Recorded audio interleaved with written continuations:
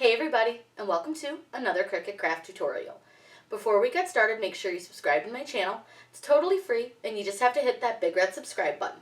Be sure to hit the bell icon because that will let you know when I post a new video. You can also join my Facebook group down in the links below. Today we're going to do a print and cut coloring Valentine, and I did mine in a frozen theme. These are really easy to do, and I'm super excited to show you how to do them. You only need 3 things to make these cards. You'll need some cardstock, you'll need a pen for your Cricut, and some crayons. It's very easy to do, and I can't wait to show you. Let's go over to Design Space so I can show you how to make these. The first thing that we'll need to do is pull up the crayon card project. So go into your projects, and I just search crayon and it comes up, so that may just be the easiest way to do it for you guys. But it's right here. It's the Valentine's Day coloring cards with the crayon holder. We'll go ahead and click on Customize to make these, because I'm going to show you guys how to do these in print and cut, as well as changing out the little characters so that you can do them with a different character of your choosing. So it does take a second to load these because there is quite a few layers to them. So you'll want to give it a second to load. But while it's loading, we can go ahead and find our other character that we are going to use. So I'm just going to go to Google and I'm just going to search for, I'm trying to think what's popular right now. Let's look up a frozen coloring page. So all I do is look up frozen coloring page. I'm going to go into the images, and we'll just find one that looks like it'll work really nicely on these cards, because remember, they're not huge, so you need something that's not super detailed and something that you can easily just put on the card, not have to worry about it. So we'll look and see if they've got something. Here we go. We'll use little Olaf here. He's kind of messy, so we may not use that one. You may need to look around a little bit and find a decent one. You'll want to use one that looks pretty clean, nothing too out of place. Like this one is perfect, so we'll use this one. So you're going to right click and you want to save the image, and I'm just going to save it as frozen, and I save all my stuff into a Cricut folder to keep everything fairly organized. So we'll go back over to Cricut, and you can just choose which one you don't want to do. So let's get rid of the whale. So you can see that everything is attached. So what we need to do is detach it, and that way we can remove this whale from the design. So go ahead and just delete the whale. You can just select him. Next thing we'll do is click on Upload, and you're going to go to Upload Image, Browse, and you'll make sure you're in your Cricut folder or wherever you saved your design, and you are going to find the design you wanted. And this is the design that we are going to use. Now for this one, I'm going to go ahead and select complex because we're going to print it, so it doesn't matter. You actually don't really need to even get rid of the background if you don't want to. I'm going to, just so it's a little easier to crop her, because I don't need all this extra space around her. But you don't have to worry about any of that because we are doing a print on this one. So if you remove the background to make it just a little bit smaller, you can absolutely do that. Save it as a print and cut, then click on Insert Images. Now, depending on its size, it may insert it kind of big, but this one's fairly small. So all I'm going to do now is just resize it down to where it fits on our card. And I think that looks pretty good. Now, you're going to probably want to change the writing on this. So you'll want to find where the writing is that's on your card, because everything, again, is grouped and it's kind of weird. So you can get rid of where it says, "Will you be my Valentine?"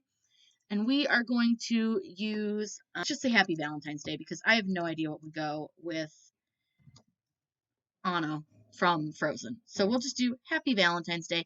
You can change your font or whatever you want to do with it. It doesn't matter. You can use any font you want. Oops, and I didn't want to do that. Every once in a while, you'll grab the wrong thing. So just make sure that you are grabbing the text and not the card. So you can just put that wherever you want. Perfect. Now we'll just keep the to and the from, but we do need to make sure that we change these because they are set to draw and I want them to print.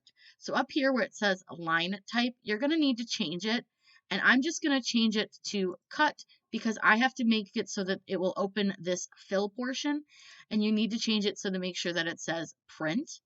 Once you've changed this writing down here, the to from to print, you want to make sure that you change the Happy Valentine's Day to print as well, which again, you'll just go up into where it says fill and you will select print. Now you'll see that it does thin the font out a bit, but that's totally okay. Make sure that Anna is set to print and everything else here should be set to cut. So the next thing you need to do is make sure that you flatten everything to the card so that it will cut the design out. Now I did accidentally put our card all the way down at the bottom, but it's totally fine.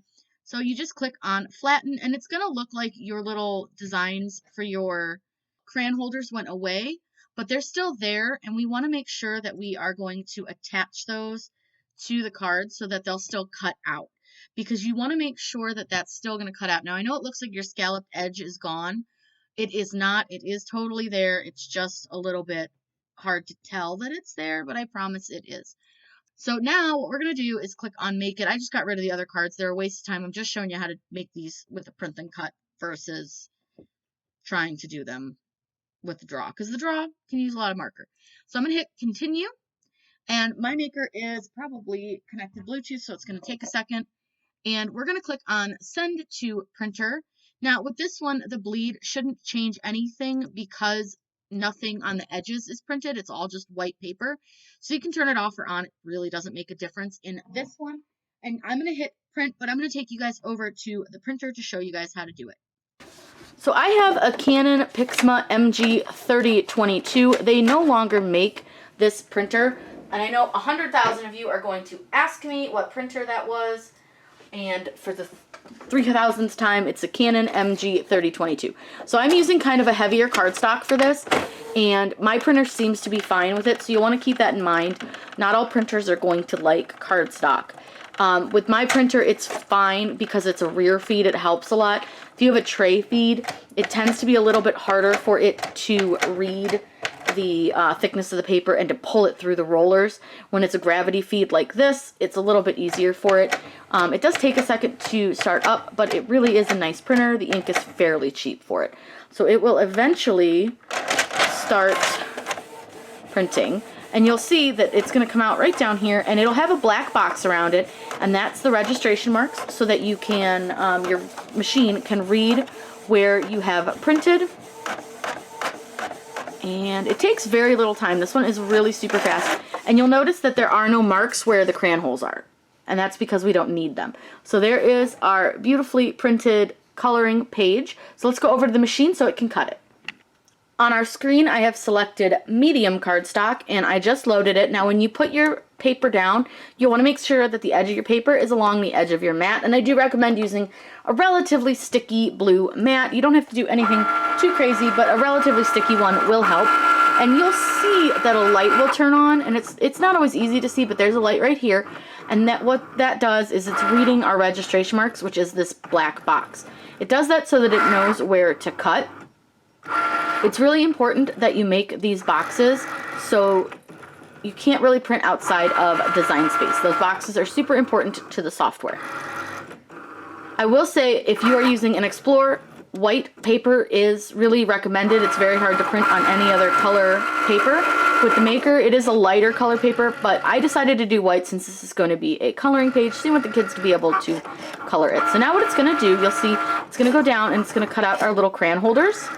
A lot of people have issues with it cutting out the crayon holders. It will shred a little bit. I recommend a slightly heavier paper like what I'm using, which is an 80-pound cardstock. And I also recommend making sure that you have a nice sticky mat and that your blade is nice and clean as well. You'll see there is some lifting because it is a bit of a tiny cut, but it's totally okay if it does that. You just don't want it to rip your page.